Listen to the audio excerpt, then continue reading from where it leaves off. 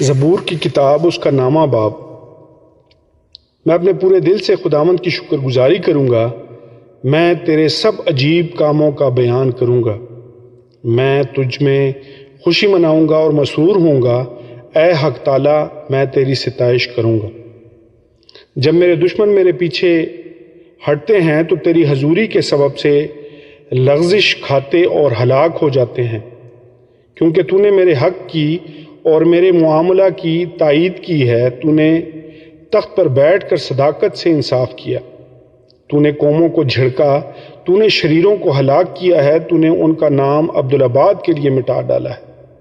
دشمن تمام ہوئے، وہ ہمیشہ کے لیے برباد ہو گئے، اور جن شہروں کو تو نے ڈھا دیا ان کی یادگار تک مٹ گئی۔ لیکن خداوند ابد تک تخت نشین ہے، اس نے انصاف کے لیے اپنا تخت تیار کیا ہے، اور وہی صداقت سے جہان کی عدالت کرے گا، وہ راستی سے قوموں کا انصاف کرے گا۔ خداوند مظلوموں کے لیے اونچا برج ہوگا، مصیبت کے ایام میں اونچا برج۔ تیرا نام جانتے ہیں، تجھ پر توکل کریں گے، کیونکہ اے خداوند تو نے اپنے طالبوں کو ترک نہیں کیا ہے۔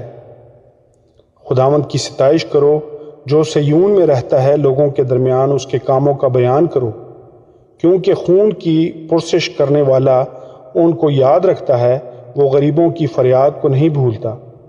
اے خداوند مجھ پر رحم کر، تو جو موت کے پھاٹکوں سے مجھے اٹھاتا ہے، میرے اس دکھ کو دیکھ جو میرے نفرت کرنے والوں کی طرف سے ہے، تاکہ میں تیری کامل ستائش کا اظہار کروں۔ صیون کی بیٹی کے پھاٹکوں پر میں تیری نجات سے شادمان ہوں گا۔ قومیں خود اس گھڑے میں گری ہیں جسے انہوں نے کھودا تھا، جو جال انہوں نے لگایا تھا اس میں انہی کا پاؤں پھنسا۔ خداوند کی شہرت پھیل گئی، اس نے انصاف کیا ہے، شریر اپنے ہی ہاتھ کے کاموں میں پھنس گیا۔ شریر پاتال میں جائیں گے، یعنی وہ سب قومیں جو خدا کو بھول جاتی ہیں، کیونکہ مسکین سدا بھولے بسرے نہ رہیں گے، نہ غریبوں کی امید ہمیشہ کے لیے ٹوٹے گی۔